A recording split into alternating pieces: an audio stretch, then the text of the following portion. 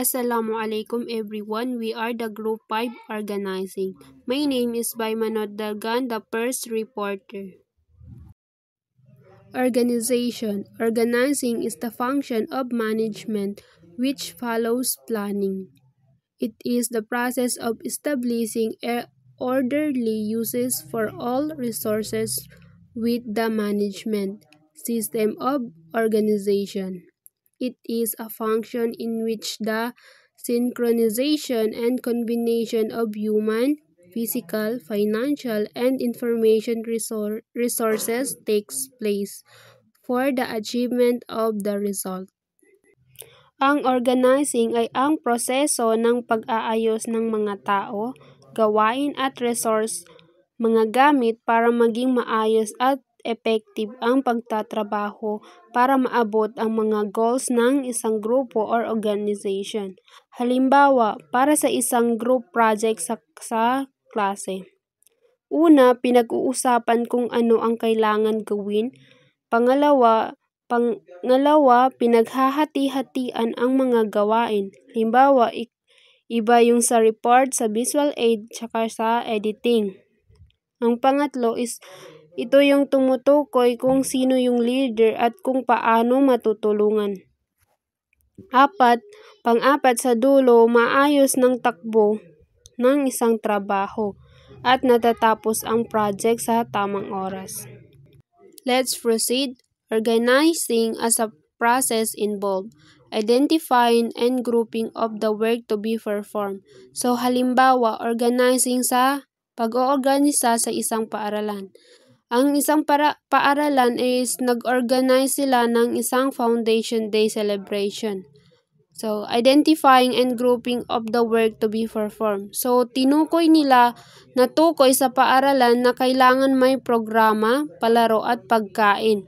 Kaya hinati nila ang mga gawain. Meron sa program, sa games at sa food naman.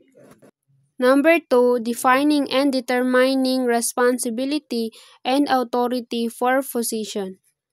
Ang bawat komite ay binigyan ng tagapangulo or leader na siyang mamumunuan sa isang grupo at siya yung nagdidesisyon sa mga bagay na sakop sa kanilang gawain.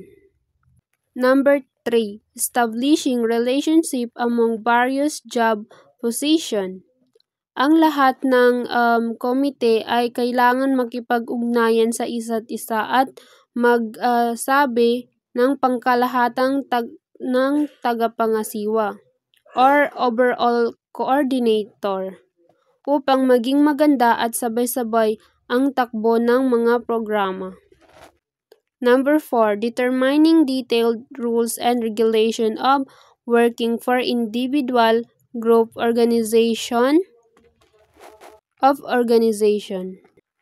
Gumawa ng guidelines ang bawat komite. Halimbawa, nag-set sila ng oras kung ano magsisimula, bawal lang malate, kailangan naka-uniform at iba pa, upang lahat ay may gabay at sundin ang mga miyembro. Sa madaling salita, ang organizing is nakatulong upang maayos na maipamahagi ang mga gawain. Malinaw ang tungkulin ng bawat isa. May koordinasyon sa lahat ng may mga patakarang sinusunod. Kaya naging matagumpay ang celebration. Organization as structure. A structure is like the skeleton of human body of the framework of a house. The organization structure may then as a pattern of network of relationship between the various and the individuals hold such position. Sa organization as structure is ito ang nagsisilbing pundasyon o ayos kung paano nagkakaugnay-ugnay ang mga bahagi. So, meron tayong 2 types of organizational structure. Number 1 is formal. Formal refers to the one which is established by law. Sa formal, Dito, itinatakda ng batas, regulasyon o opisyal na alituntunin. May mga malinaw na posisyon, tungkulin at kaugnayan ang mga miyembro. Karaniwan ito ay ginagamit ng mga ahensya o ahensya ng gobyerno, paaralan, opisyal at mga kumpanya. Halimbawa, isang paaralan. So sa isang paaralan, meron itong may matataas na posisyon. Halimbawa, yung principal, head teacher, subject teacher, at student. Ang bawat isa is may tiyak na papel na sinusunod ang mga formal na patakaran sa paaralan. Number 2 is informal. Informal refers to the one established unconsciously by the spontaneous groupings of persons and rules, traditions, sentiments, and costumes. Sa informal naman is dito nabubuo ng kusa dahil sa natural na ugnayan, samahan, damdamin, tradisyon o kaugalian ng tao. Hindi ito opisyal na nakasulat, ngunit may impluwensya rin sa takbo ng organization.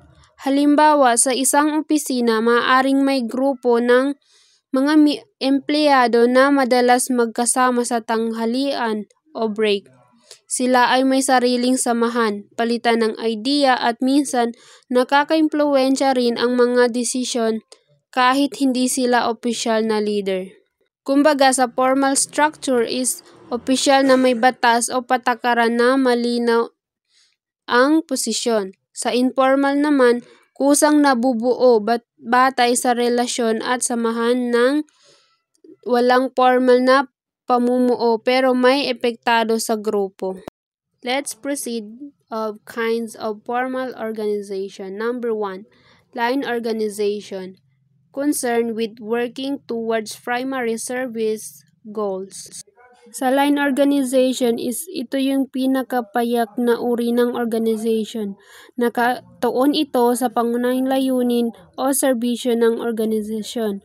Ang utos ay dumadaan direkta mula sa itaas pababa. Halimbawa, sa isang maliit na sari-sari store, may-ari ay direktang nag-uutos sa tindera at ang tendera naman ang tumutupad.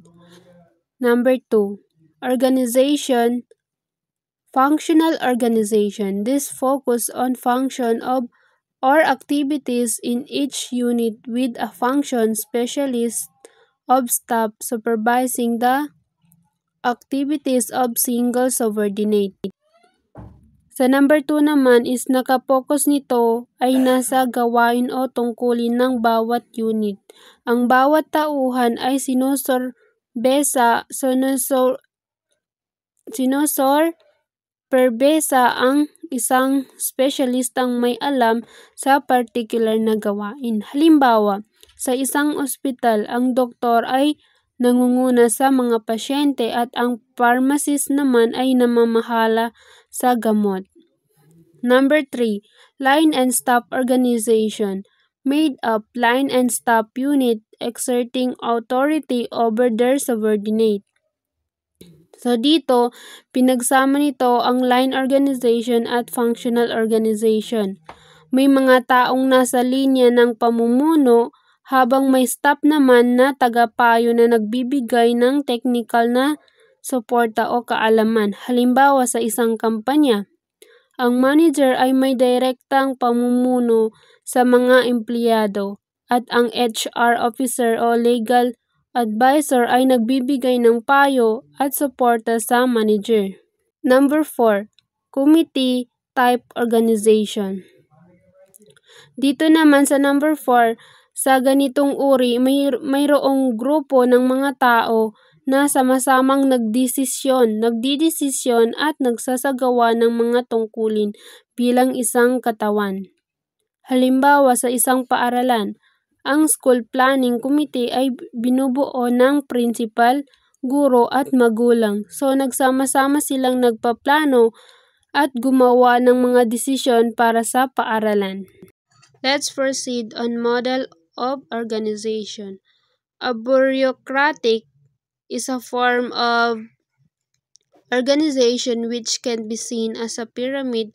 That is there is one authority of the top and the base is under. So dito is striktong organisasyon na may malinaw na hierarchy o pyramid ng kapangyarihan. May isang leader sa itaas at ang nasa ibaba ay sumusunod sa mga patakaran. Halimbawa, mga tanggapan ng gobyerno tulad ng SSS, LTO o DepEd. Number 2, democratic. This is a form of organization where employees participate and share in decision-making, policy making, and so forth. So, sa ganitong modelo, lahat ng miyembro na ay may boses sa paggawa ng desisyon. Ang pamumuno ay nakabase sa partisipasyon at cooperation. Halimbawa sa isang samahan ng mga guro, kung saan ang mga plano ay pinag-uusapan at binobotohan ng lahat. Number 3, adhocracy. This modified organizational structure is hard blend of the bureaucratic and democratic characteristic. So, ito yung kombinasyon ng bureaucratic at democratic. May sistema at pamantayan pero bukas din sa pagbabago at pakikilahok ng miyembro. Halimbawa sa isang kumpanya sa technology na may leader pero bakas sa idea ng team kahit hindi sila manager. Number 4, collegial or professional team model. This model, according to Frecker, emphasized the group of professional colleges organized in collaborative lifestyle that prizes well-used channel of communication. So, ayon kay Frecker, ito ay modelo kung saan ang mga professional ay nagtutulungan bilang magkakatuwang na team. Mahalaga sa modelong ito ang magkaayos na komunikasyon at cooperation. Halimbawa sa isang grupo ng doktor sa ospital, nagsama-samang nagpaplano ng gamutan para sa isang pasyente na nagkakaisa sa desisyon. And that's for my report. Ang susunod na reporter ay si Rasul Permin.